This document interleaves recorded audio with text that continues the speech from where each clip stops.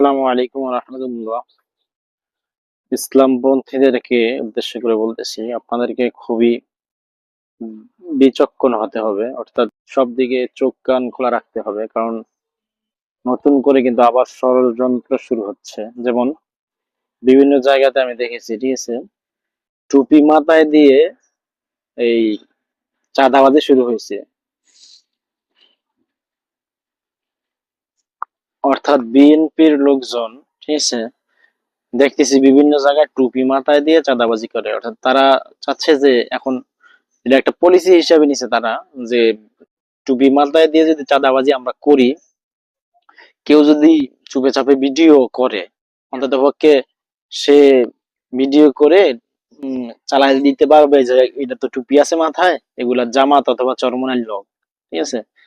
এরকম যদিও মানুষ বিশ্বাস করবে না, কিন্তু তারপরেও তারা এগুলা কিন্তু প্রচার করবে, ঠিক আছে?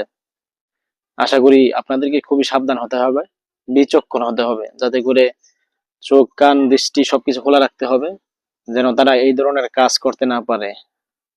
খুবই মানে ভয়ঙ্কর ষড়যন্ত্র চলতেছে এই বিএনপির, তারা শুরু করে দিয়েছে আওয়ামী লীগের মতোই দায় চাপিয়ে দেওয়া যেই রাজনীতি আর কি বা সংস্কৃতি তারা চালু করেছে, ওগুলাই আবার নতুন করে করতেছে। আমি নিজেও এক জায়গায় দেখছি, ঠিক আছে, টুপি মাথায় দিয়ে এই লোকটাকে আমি দেখছি, ঠিক আছে, যে সে এর আগে চাঁদাবাজি করতো, মাথায় কখনো টুপি ছিল না, এখন দেখি কি রে, নিয়মিত টুপি মাথায় দিতেছে।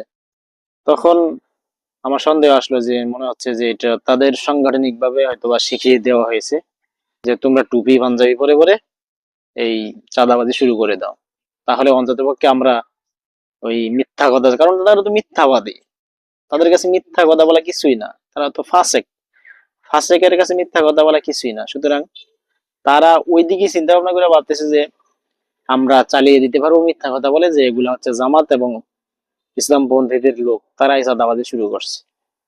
সুতরাং আমাদেরকে খুব সাবধান থাকতে হবে এবং দেখতে হবে যে কোথাও কি হচ্ছে, চোখ ভালো করে খোলা রাখতে হবে। যাই হোক, আল্লাহ সকল ইসলামপন্থীদেরকে ফাসেকদের ষড়যন্ত্র থেকে হেফাজত করুন, আমিন। আসসালামু আলাইকুম ওয়া রাহমাতুল্লাহ।